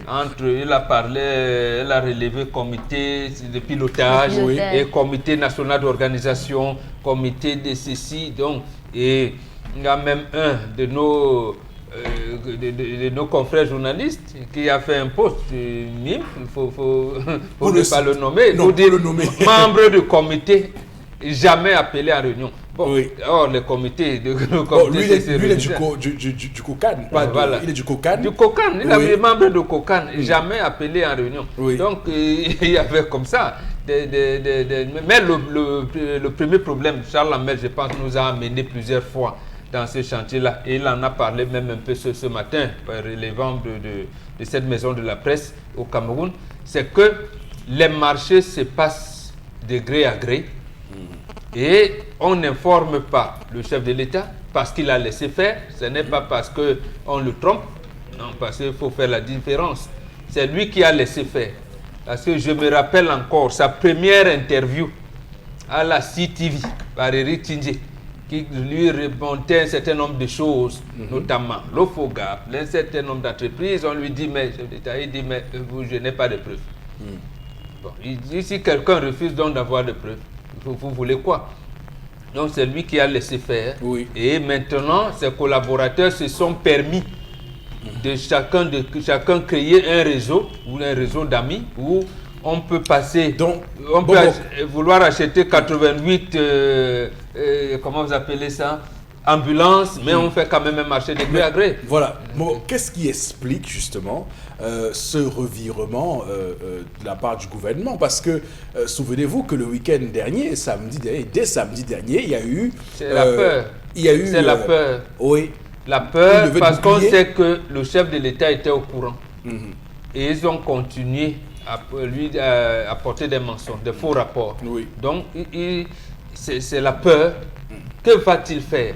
Peut-être qu'il serait mieux pour nous de reconnaître la faute aujourd'hui. Voilà pourquoi ils ont adopté cette attitude que vous appelez virement. Oui, puisque c'est à 160 de toutes les manières, il connaît la vérité. Mais comme nous avons pris les engagements de faire ci et ça, c'est nous qui avons amené la CAN à ne pas respecter l'engagement du chef de l'État, qu'on citait pourtant tous les jours. Au final donc, on va dire que on donne raison à nous autres qui avons été chaque fois ici à dire qu'il y avait un problème d'avancement des travaux sur les chantiers. D'ailleurs que le gouverneur de la région de l'Ouest... on disait qu'on était antipatriote. Antipatriote, d'ailleurs que le gouverneur de la région de l'Ouest a lui aussi fait une sortie pour dire qu'on est à 50-55% voilà. de réalisation à Bafoussam. Donc ça veut dire que des informations qui sortent maintenant, alors qu'il était interdit aux journalistes de dire ça avant qu'on nous retire cette canne. Absolument, mais il faudrait également préciser à votre suite qu'il y a, j'allais dire, quelque chose qui peut s'apparenter demain à un mensonge d'État. Il faut éclairer la lanterne de l'opinion par rapport à ça. Le comité exécutif de la CAN n'a jamais dit qu'on nous attribuait l'organisation de la CAN de 2021. C'est faux. Il ne faut pas que le gouvernement amène comme si on se bat pour l'organisation de la CAN en 2021. On se bat pour être à jour et supplier la Côte d'Ivoire et la Tunisie de la CAN si on peut modifier le calendrier pour qu'on puisse nous insérer et que la Guinée également, la Guinée-Conakry, parce que c'est ce qu'il faut dire là. Bon, quand vous dites ça comme ça, vous donnez l'image d'un Cameroun à genoux. Mais attendez, nous ne sommes pas à genoux, nous sommes à plat ventre. Nous sommes à plat ventre. Voilà. C'est-à-dire que là maintenant, nous avons deux acteurs, la Côte d'Ivoire et la Guinée-Conakry. Et la CAN se propose de nous aider dans les pourparlers, comme vous disons souvent, comme facilitateur. Parce que c'est la CAN qui a je veux dire le comité exécutif de la CAN qui a son calendrier. Voilà. Il peut donc nous aider au cas où on serait à jour à dire aux autres pays que non, gars, c'est entre vous, essayez de voir. Bon, les deux derniers points de la réunion d'hier, c'est donc le gouvernement qui exclut toute poursuite au TAS. Vous poursuivez quelqu'un quand vous savez, vous avez fait. Non, mais c'est des résolutions. Et ensuite, et là c'est encore plus important, Charles Hamel, c'est que le gouvernement dit désormais qu'officiellement, on ne va pas attaquer le président Hamad. Parce que vous savez que juste après cette décision, on l'a traité de tous les noms d'oiseaux. On a dit le traître, le revanchard, les gris à qui on a retiré la CAN junior en 2017. Il y a eu tous les mots contre Hamad. Ben, désormais, on range les armes et plus d'attaques contre Hamad. Monsieur Rifo aussi, vous partez d'abord avec quoi? Vous partez au TAS quand vous savez que vous allez perdre? Oui, effectivement, il faut avoir un dossier. C'est ça que je dis, vous partez, c'était la gueule. Vous savez, les Camerounais savent bavarder, c'était la gueule. Vous partez quand vous savez que vous allez perdre. Et quand vous partez même sans savoir qu'arriver là-bas, vous pouvez provoquer une colère qui fait en sorte qu'on vous reclasse. L'objectif ici, c'est de tout faire. Quand vous disqualifiez des compétitions. L'objectif ici, c'est de tout faire pour que le président Biya organise sa CAN. Il ne faut pas que c'est par rapport au Cameroun, c'est tout faire pour qu'avant de partir, le président Biya organise sa CAN. Absolument. C'est ça, monsieur le Fopossi. Ne changeons pas le débat. Ils vont se battre comme des beaux diables à des ans président avant de nous fouetter. Laisse-nous nous rassurer qu'on peut te donner 2021. Est-ce que tu es sûr de te calmer et d'y aller négocier? C'est ça ce qu'on est en train de faire. Et là aussi, ne savez pas que c'est encore le président Biya qui ira négocier. Voilà. D'abord, on va négocier avec Ouattara avant que Ouattara ne sorte du pouvoir. Est-ce que celui qui va remplacer Ouattara acceptera la négociation? Maintenant, en Guinée-Conakry, est-ce que non? Parce que la Côte d'Ivoire a été retenue. La Côte d'Ivoire a été retenue, elle n'est pas candidate. Voilà. Parce que candidat, ça veut dire qu'on peut l'enlever. Elle a été déjà retenue, monsieur le Absolument. Tout comme la Guinée-Conakry. La Guinée-Conakry a été retenue. Et j'aime beaucoup ce que vous dites parce que ce n'est pas que la Côte d'Ivoire qu'on doit convaincre ici, c'est aussi la Guinée-Conakry.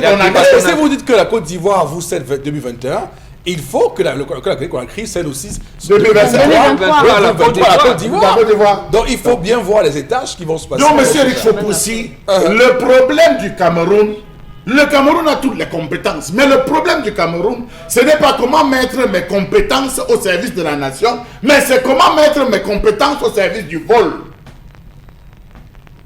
Lorsque on me confie, je dis comment voler. On met l'argent, je mets l'argent sur mon bureau. Comment voler? Je vous mets de l'eau dans votre moulin. La cellule Kama a été mise là où elle a été. Beaucoup de Camerounais sont venus pour vouloir amener même les Allemands. Je connais une parmi lesquelles une de mes filles. On lui demande, on a combien de dents? Si on vous donne, on veut vous les réhabiliter. Donc allez-y. C'était pour dire que chacun veut voir combien il aura de dents. Monsieur Eric Fopoussi. Il parle de boire l'eau. Qui a mon bois l'eau dedans combien? Monsieur Eric Fopoussi, partez des véhicules, partez des missions, partez des missions en interne, seulement dans le Cameroun. Bon. Calculez les différentes poches de dépenses des cortèges, les nuits d'hôtel, la restauration, les séminaires, si vous allez vous rendre des poches. Comment est-ce que, monsieur Eric Fopoussi, on arrive à ceci, Mbombo, que au lieu que ce soit les prestataires qui payent des vols pour venir négocier le marché au Cameroun, c'est les ministres camerounais qui payent le vol pour aller négocier avec les prestataires en Europe? Oui, absolument. Expliquez-moi, on a ouvert, les gens viennent négocier. Mais vous voyez un ministre qui prend tout, il va discuter en Chine. Le Chinois lui dit que laissez, c'est moi qui suis en train d'arriver. Je n'ai pas réuni les documents, il dit laissez, j'arrive. Non, c'est une fois même pour changer d'air, pourquoi pas? D'accord. Il profite pour changer d'air. Ok, on va prendre la dernière information de cette revue des réseaux sociaux avec vous, Karine Santia, dans le 10-12, le Zénith. Puisqu'on parle de la CAN encore, on va dire que la Banque mondiale accuse le Cameroun de surfacturation. En effet, pour l'institution de Bretton Woods, les projets d'autoroutes, de barrages, d'alimentation et en eau et autres sont 2 fois à 6 fois plus facturés que les projets similaires dans les pays ayant le même niveau de développement que le Cameroun.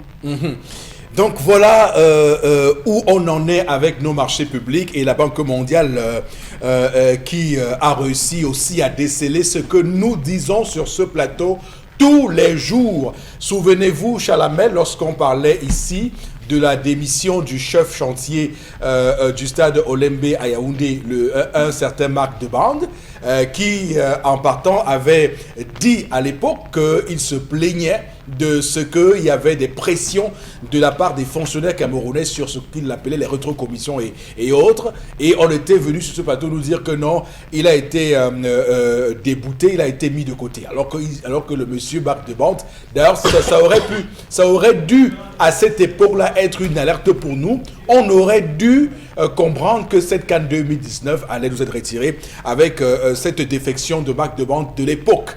Donc, avec cette note, ce rapport de la Banque mondiale, l'institution de Bretton Woods qui dit clairement que le Cameroun est dans une situation de surfacturation pas possible, ça vient confirmer dans les propos de Maître Célestin Kengo, voilà, qui a raconté d'ailleurs, allez-y Chalamel, vous pouvez reprendre. Oui, mais lui-même raconte comment est-ce que la surfacturation s'opérait, monsieur Eric Fopoussi.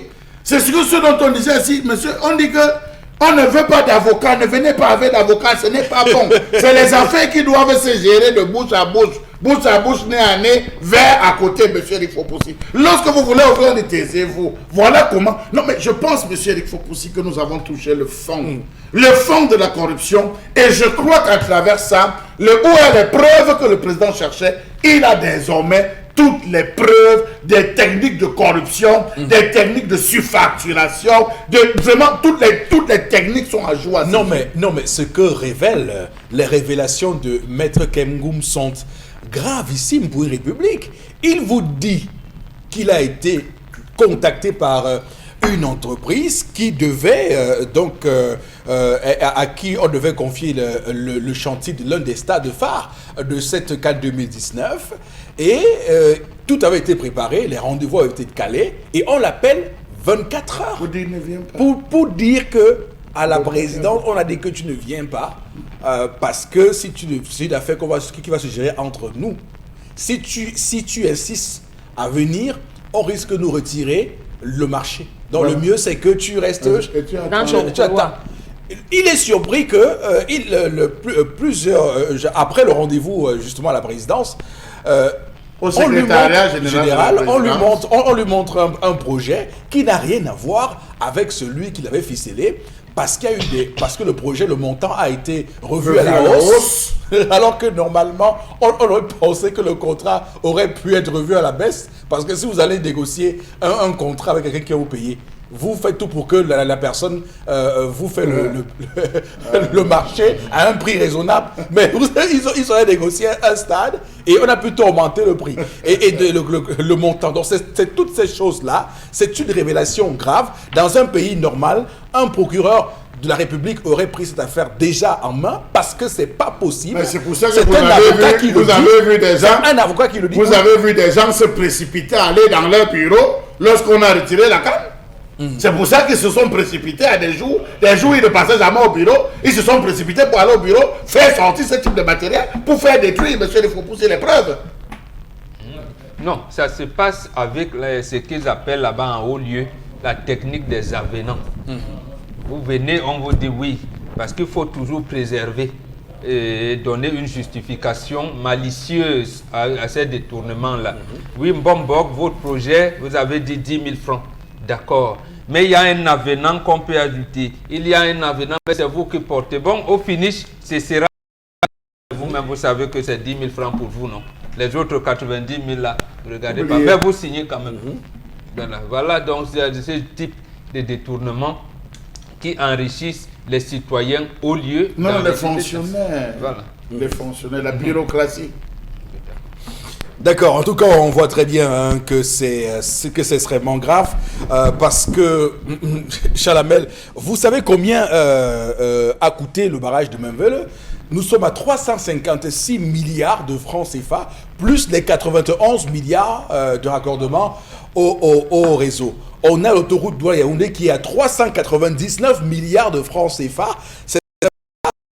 On compare les coûts de mégawatts au Cameroun avec d'autres pays comme l'Éthiopie ou bien la Guinée-Conakry qu'on évoquait ici. On est en deçà clairement des coûts. On est clairement 3 fois plus que les coûts pratiqués. Le Cameroun est à 3 fois plus de coûts pratiqués dans ces pays-là. Le coût du kilomètre d'autoroute, par exemple, je l'ai dit ici, il y a la Côte d'Ivoire qui est à 1 milliard 750 000. Le Cameroun est à 3 milliards 60 millions de francs CFA du kilomètre d'autoroute. Vous rappelez-vous du pont sur le Vouri Mbombo? Le pont sur le Vouri. La Chine proposait combien? Les Chinois disaient qu'avec combien nous faisons ce merveilleux pont? Je crois que c'était moins d'1 milliard. Donc, mais on a préféré aller signer à hauteur. Je ne sais pas. Moi, je fais une doléance. Je ne sais pas si le Cameroun est le seul pays au monde où cette notion d'avenant, parce que les autres pays n'ont pas besoin des avenants. Nous, au Cameroun, il nous faut les avenants. Je ne sais pas si le Cameroun a une particularité ou dans le monde, il y a un pays qu'on appelle le Cameroun qui vit, lui, à sa seule manière et qu'il a ses propres règles. Donc, à un moment donné, il faut qu'on cesse de nous mentir. Il faut qu'on cesse de nous rouler dans la farine. On ne peut pas continuer comme ça. Des pays réussissent à faire des projets. Le 3e pont sur la Lagune en Côte d'Ivoire a fait 2 ans. 2 ans. C'est un pont de 6,5 km. Notre pont est à 600 mètres seulement. Donc, on est à... même pas 1 kilomètre. Même pas 1 kilomètre. On a fait 4 ans. C'est pour cette raison que Maître Kembou a compris en disant que le chef de l'État n'aura plus... Le Festival Fomaric a 26 ans. Vous avez aimé 2018, 2019 va vous couper le souffle. Du 6 février au 10 mars 2019, retrouvons-nous au Club Cantel de Bépanda pour le grand Sassaye. Des promotions dingues, des soldes monstres, braderies, lancements et déstockage massif dans une ambiance Fomaric. Sassaye! Le tout couronné par des animations, des compétitions et jeux concours, des manèges et des concerts inédits. Du 6 février au 10 mars 2019 au Club Cantel de Bépanda à Douala, c'est Sassaye au Festival Fomaric avec la communauté urbaine de Douala. Festival Fomaric, l'ambiance des bonnes affaires. Le festival Fomaric édition 25+1 du 6 février au 10 mars 2019 au Club Cantel de Bépanda. Donc on va en parler ce matin. Prince Béroni est des nôtres encore ce matin avec de nouvelles fraîches du comité d'organisation. Alors Prince Béroni, bonjour et bienvenue. Bien le bonjour Eric Fokoussi, bonjour à tout le panel, bonjour à tous les téléspectateurs d'Equinox Télévision, bonjour à tous les festivaliers de la belle cité capitale économique. Alors Prince Béroni, sous quel signe placez-vous cette édition 2019 et pourquoi 25 plus 1? C'est original ça. On va dire Eric, nous, le comité d'organisation que chapeaute M. Nkoti François a décidé de placer cette édition 2019 sous le signe de la continuité de la célébration, donc sous le signe de la célébration, d'où 25 plus 1. Vous savez, 2018 était une édition anniversaire, la 25e édition du genre, et maintenant, puisque nous nous sommes inscrits dans cette logique de continuation, de célébration, nous avons décidé d'ajouter 1. Donc, M. Nkoti François l'a pensé, 25 plus 1. Bien sûr, ce sera la 26e édition du 6 février au 10 mars 2019 du côté du Club Camtel de Bepanda. Donc, c'est sous le signe de la célébration, j'allais dire de la continuité de cette célébration que nous avons placé cette édition 2019 du Festival Fomaric. Voilà. Et donc la célébration continue vers, vous l'avez dit, à quoi devront s'attendre les festivaliers qui feront le déplacement du Club Camtel de Bepanda du 6 février au 10 mars 2019? Nous allons dire que les festivaliers devront s'attendre à beaucoup de nouveautés, beaucoup d'innovations, beaucoup de festivités. Naturellement, les activités traditionnelles, donc After School, cette compétition qui a lieu tous les mercredis après-midi. Donc les éliminatoires, les préliminaires commenceront dans les lycées et collèges de la ville de Douala à partir de la rentrée du deuxième trimestre.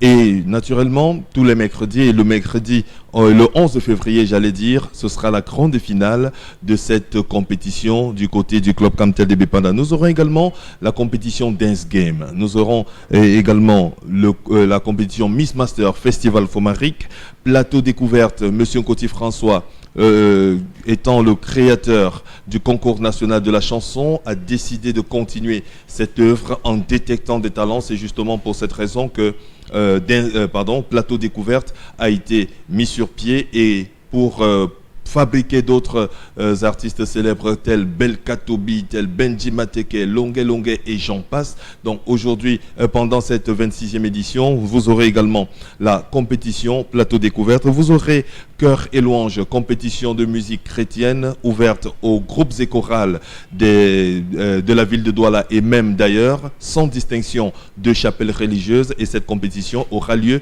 tous les dimanches à partir de 17h. Et naturellement, vous aurez un site entièrement rénové, s'il vous plaît. Un site entièrement rénové. Vous aurez un podium.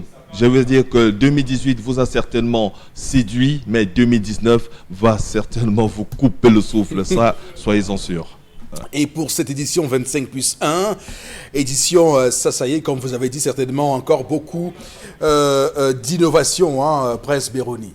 Oui, beaucoup d'innovations, et l'une des premières, c'est bien sûr le concours de danse patrimoniale que nous aurons pendant cette édition 25 plus 1, dont les danses patrimoniales auront droit de citer, les danses patrimoniales qui seront encadrées par notre partenaire majeur, la communauté urbaine de Douala, et bien sûr avec à la manœuvre celui-là qui sera pratiquement le chef d'orchestre, Monsieur Valère Épée, qu'on ne présente plus. Nous allons également dire que vous aurez des entrées VIP avec justement des guichets VIP, des places VIP, des carrés VIP que nous avons expérimenté à la 25e édition, mais à l'occasion de cette édition 2019, vous aurez vraiment un traitement très particulier, et vous aurez un site entièrement rénové. Ça va circuler facilement, et le podium qui sera le podium de l'année 2018 était l'une des plus, sinon la plus grande attraction de cette édition anniversaire, mais 2019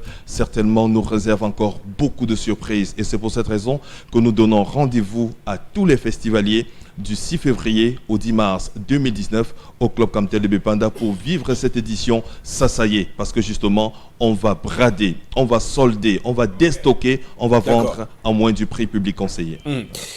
La question qui taraude les esprits encore ce matin, comment faire pour se procurer un stand au Festival Fomaric 2019 y en a-t-il encore, Prince Béroni? On va dire oui, il y a encore des stands, mais pas du côté de la gastronomie, s'il vous plaît. Et nous faisons confiance à la réalisation qui doit nous placer les numéros que vous pouvez appeler. Merci à monsieur Cédric Chouna pour les numéros 699 73 63 09 677 16 29 09 pour avoir toutes les informations relatives à cette 26e édition du Festival Fomaric et surtout pour avoir des stands.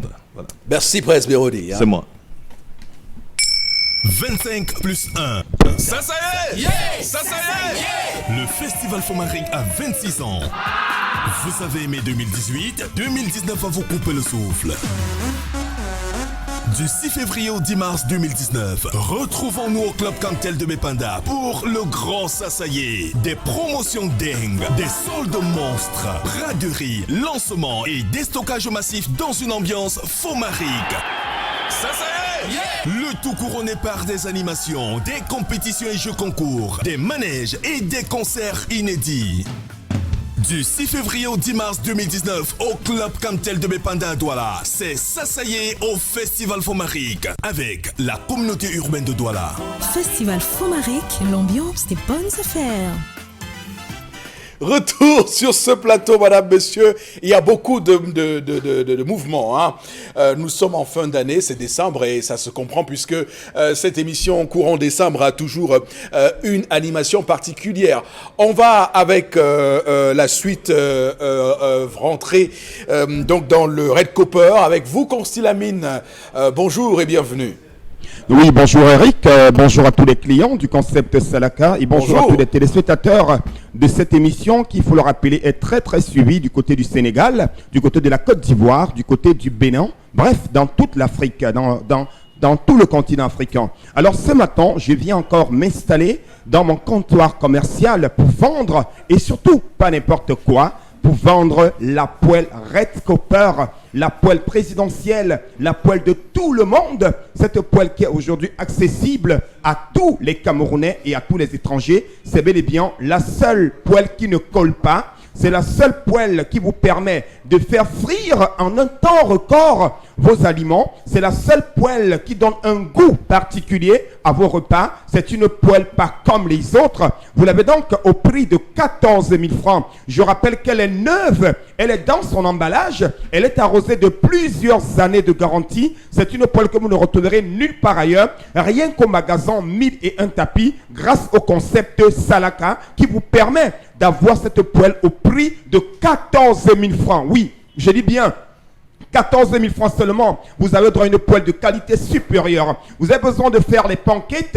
Vous voulez bien sûr faire frire le poisson. Vous voulez faire les gâteaux. Vous voulez faire frire du plantain. Cette poêle, elle est idéale. Et je rappelle que la poêle Red Copper ne nécessite pas assez d'huile. Une goutte d'huile suffit pour faire frire autant de poissons que possible. Elle coûte la somme de 14 000 francs. Comme je l'ai si bien dit, elle est disponible au magasin 1001 tapis qui est situé à Douala, à l'entrée de la rue Mermoz. Ceux qui n'ont peut-être pas le temps de venir dans ce magasin peuvent appeler et passer leur commande. Profitez de la promotion. Profitez des meilleurs prix. N'attendez pas la fin du stock.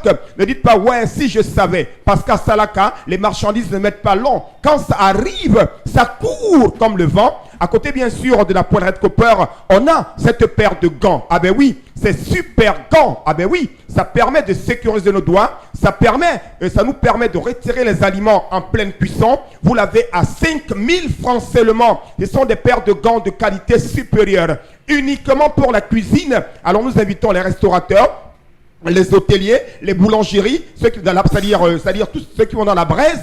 C'est donc l'occasion de commander cette paire de gants. Soyez comme les Américains, les Français, les Asiatiques qui, dans leur cuisine, sont tellement nyanga parce qu'ils ont toujours la paire de gants Red Copper.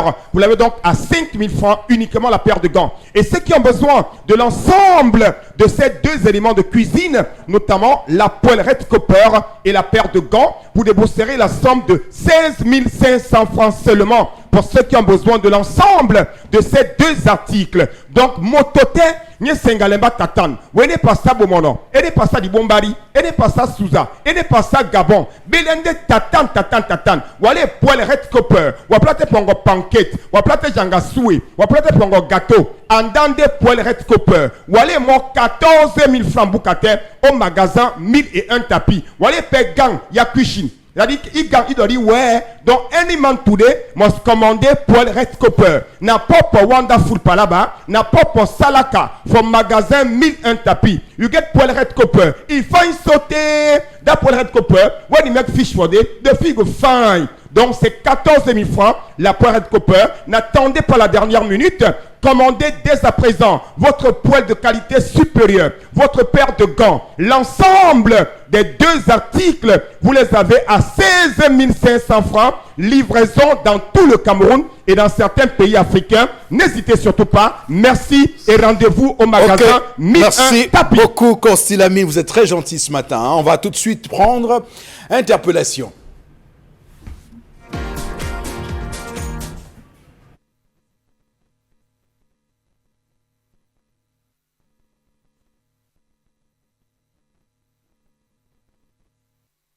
Donc, même au marché, même nos femmes ne parviennent plus à vendre.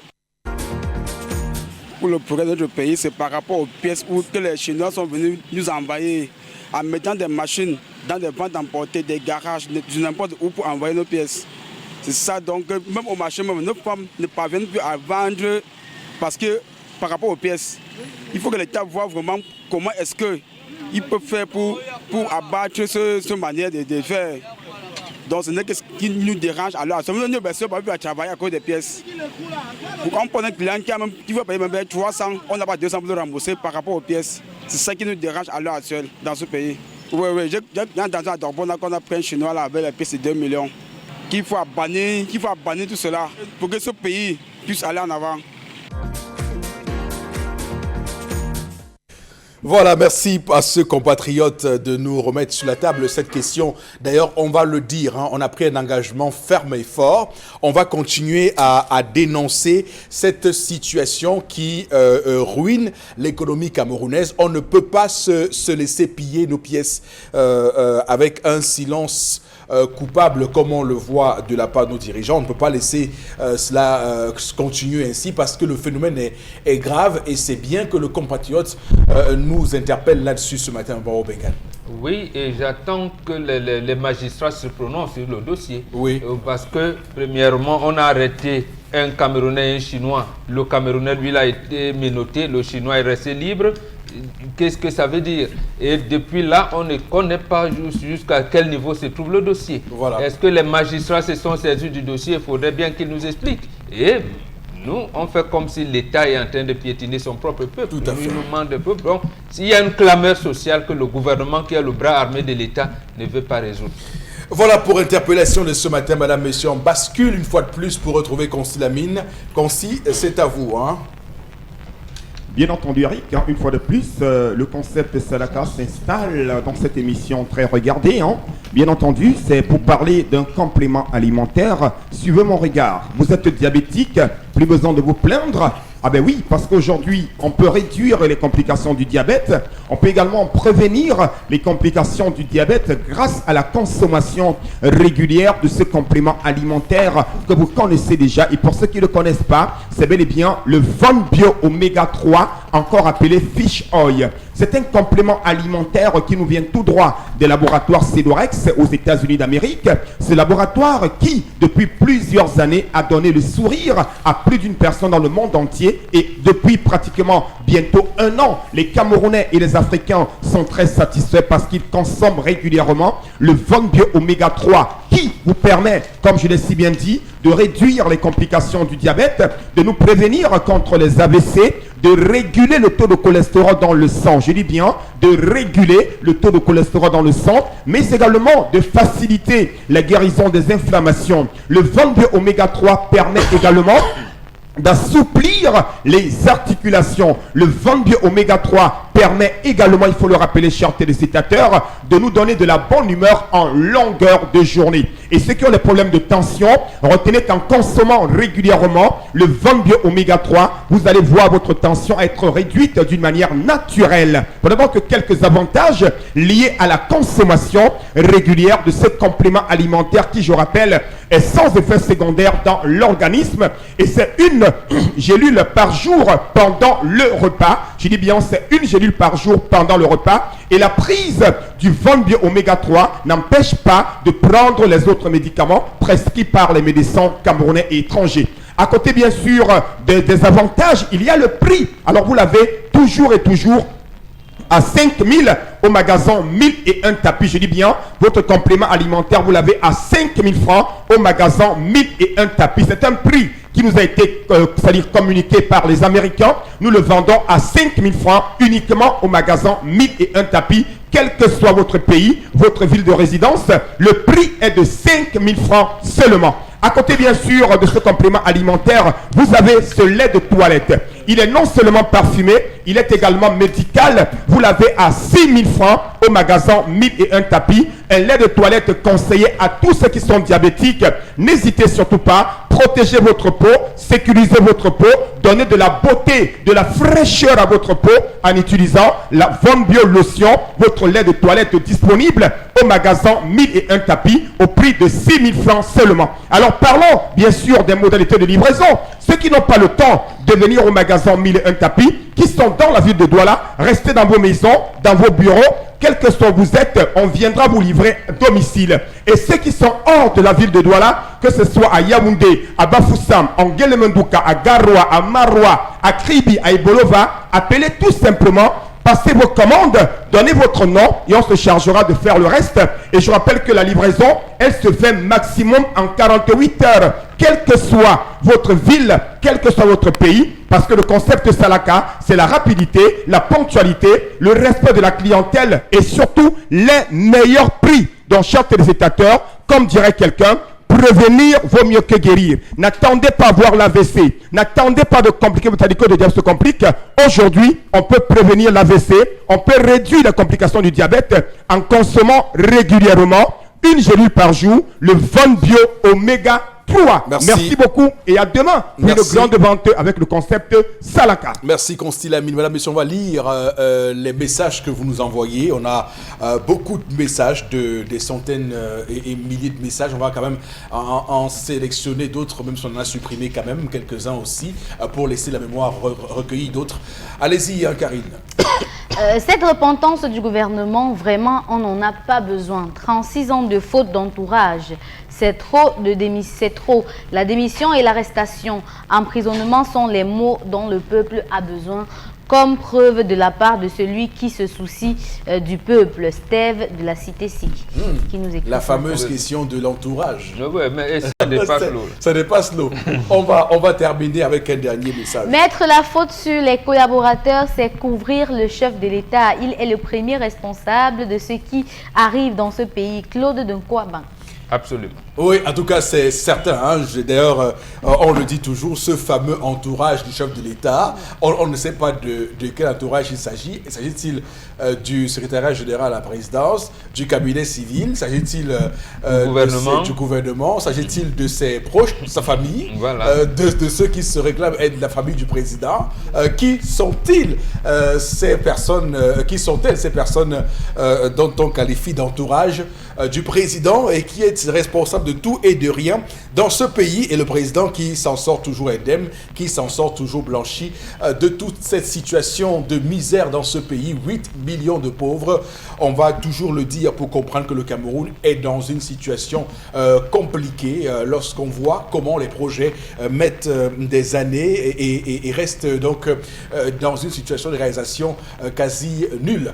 On va se dire au revoir pour ce jour. Madame, messieurs, merci infiniment de votre fidélité. Tout le plateau vous dit merci. Hein?